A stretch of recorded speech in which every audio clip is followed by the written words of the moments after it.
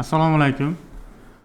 Hozirgi video darsligimizda biz sog'liqni saqlash tizimidagi tashkilotlarda soatbay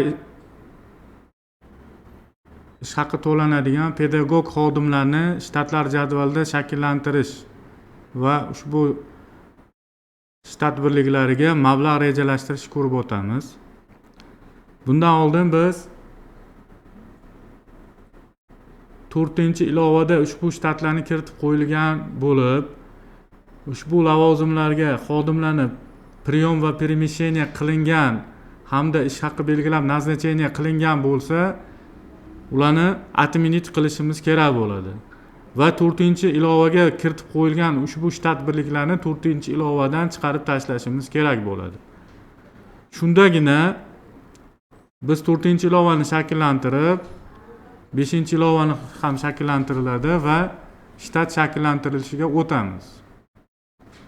Qaytaramiz. Ushbu lavozimlar 4-ilovaga kiritilgan bo'lsa, priyom va назначениeni bekor qilib 4-ilovadan chiqarib tashlab, 5-ilovani shakllantirilgandan keyin shtatlar jadvaliga o'tamiz.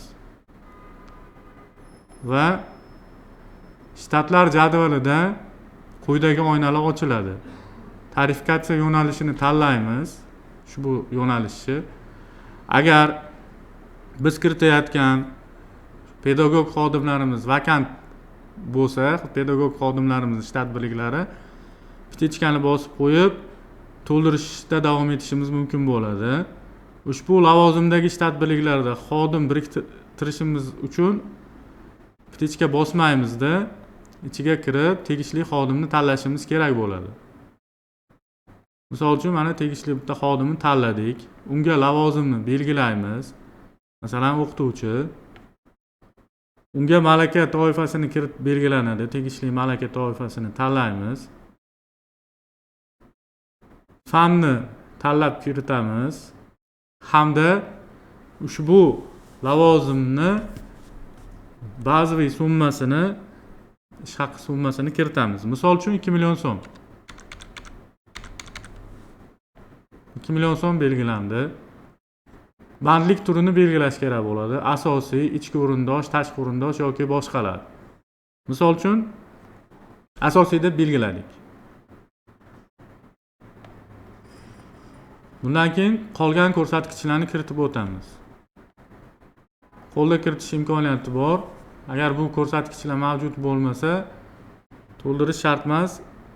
O'zingizdagi ma'lumotlardan kelib chiqib ushbu formani to'ldirasiz. Endi ushbu xodimni 1 oylik ishlagandagi summasini kiritish kerak bo'ladi.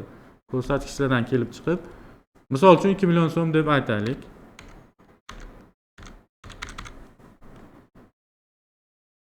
Bundan tashqari, direktor jamg'armasidan ustama belgilangan bo'lsa, masalan 400 ming so'm.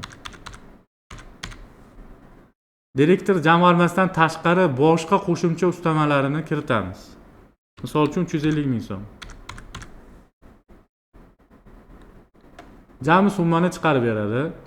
Qo'shish plus tugmasini bosamiz va ushbu shtat birligi pastda quyidagi tartibda shakllangan bo'ladi. Hammasini kiritib bo'lgandan keyin saqlash tugmasini bosamiz, saqlanadi. Tekshirib olish usuli 2 xil bo'ladi. Misol uchun prasmotr qilib tekshirish imkoniyatimiz mavjud. Bunda tarifikatsiya qatoridagi summaga ushbu pedagog xodimlarning summasi qo'shilganligini tekshirib olishimiz kerak bo'ladi. Keyingi usul tekshirishimiz shtat jadvalini provesti qilgandan keyin Excelga olib ham tekshirib imkoniyatimiz bor. Mana Excelga oldik.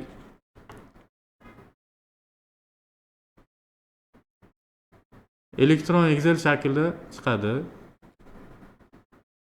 Tarifikatsiya yo'nalishidagi summaga pedagog xodimlarning summasi qo'shilganligini tekshirib olamiz.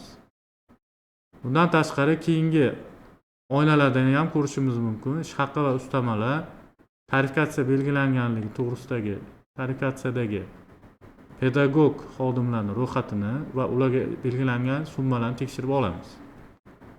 Hammasi to'g'riligiga ishonch hosil qilgandan keyin shtatimizni provissiya holatiga keltiramiz va belgilangan tartibda ro'yxatdan o'tkazish uchun tegishli moliya organlariga yoki yuqori tashkilotga yuborishimiz mumkin bo'ladi.